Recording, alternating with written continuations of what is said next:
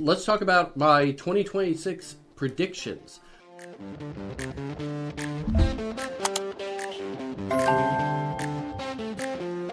Of course, AI is going to be a piece of them, but the number one prediction that I'm coming up here with for 2026, you're going to hear about the Intel Panther Lake chips. This is a new type of chip. It is a smaller chip. You're going to hear a new term called chiplet, which is the section of the chip. The reason is that you're able to take the GPUs, CPUs, Wi-Fi, other services, put them all on the same die into the same chip. It's different shape. It doesn't look like the chips that we're normally looking for going on to motherboards. It's a little more rectangular, but the big advantage of it is going to be energy. By using these new chips, they're coming out in Dell, MSI, a number of laptops, you're going to be seeing 20-hour battery life out of some of these laptops because of this new very hot as in the CPU cycles, but cool as in not generating a lot of heat because it can shut things off and generate a lot of power savings there. So that's my number one. Number two is going to be cybersecurity, going to be a big thing in 2026. I'm going to predict that our number one attack vector is going to be email. It's coming back to email. Web technology is getting good at scanning and doing some protection layers there at the server levels.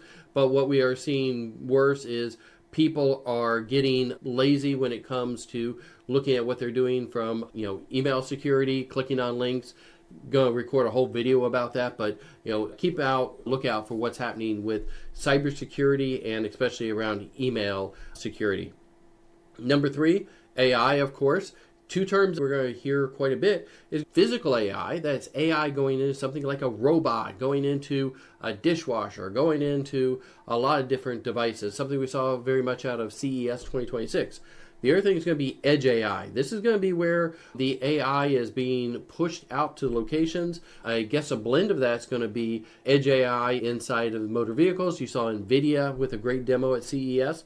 That is a demonstration of physical AI inside the vehicle, but also edge where it's communicating with the other objects around it and being able to have nodes doing compute and communicate with each other. That's some very neat tech that we're going to see in 2026. This number 4 is going to be CRISPR technology.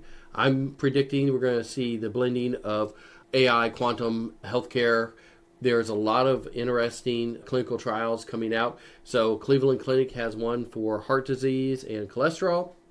That's going to be very big. And just keep an eye on what are these CRISPR, where they're using a DNA sequencer to be able to manipulate the genome and the delivery to give you disease protection or treatments that were not formerly available. I think we're going to see a big movement of that in 2026.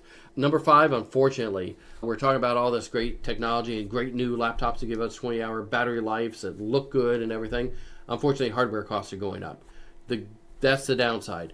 Memory's more expensive. The hardware is more expensive all the way around. But what I am seeing out of a lot of the hardware is some stuff going to the cheaper line. So you're seeing very big knockoff Chromebooks that are stupidly cheap on how they're built and the cost on how low they are. But we're also seeing that the higher end laptops are having better build quality and they're putting more money into some of the components going in there. So I think that it's going to be good because it means that a laptop that would normally give you 3-4 good years of service life, you may get 5 out of it. So it's not a bad year to make technology investments. It's just going to be more costly.